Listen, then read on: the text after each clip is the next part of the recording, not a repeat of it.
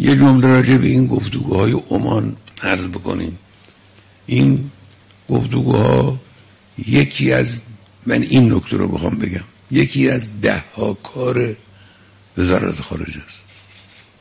یعنی وزارت خارجه 10 کار داره، یکیش هم این گفتگوهای عمان و این مسائلی است که حالا اخیراً مطرح شد. سعی کنید مسائل کشور رو به این گفتگوها گره نزنید. این تأکید منه. کاری که ما اشتباهی که در برجام کردیم اینجا تکرار نشه. اونجا ما همه چیزمون رو منوط کردیم به پیشرفت مذاکرات، یعنی کشور رو شرطی کردیم. خب سرمایه گذار وقتی که کار کشور منوط به مذاکره باشه سرمایه گذاری نمی کنه دیگه، معلومه. میگه ببینیم عاقبت مذاکرات به کجا میرسه. این مذاکرات یه کاریست، یه چیزی، حرفیست.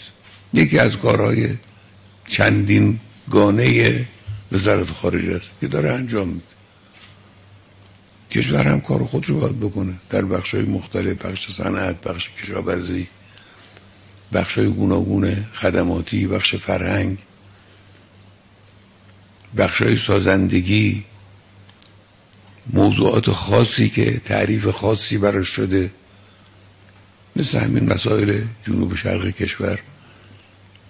اینا رو دنبال کنید با جدیت. هیچ اصلا ارتباطی اینا نداره به این گفتگوهای جاری که در عمان شروع شده. این هم یه مسئله. ضمناً به این گفتگوها هم نه به صورت افراطی خوشبین باشیم، نه به صورت افراطی بدبین باشیم. اینا بالاخره یه کاریست، یه حرکتیست، تصمیم گیری شده داره اجرا میشه و در این قدم های اول هم خوب حرکت شده، خوب اجرا شده. بعد از این هم بایستی کاملا با دقت دنبال بشه. خطوط قرمز مشخصه، برای طرف مقابل هم مشخصه، برای ما هم مشخصه و دنبال بشه مذاکرات به شکل خوب. ممکنه به نتیجه برسه، ممکنه نرسه. نه خیلی خوشبینیم نه خیلی بدبینیم.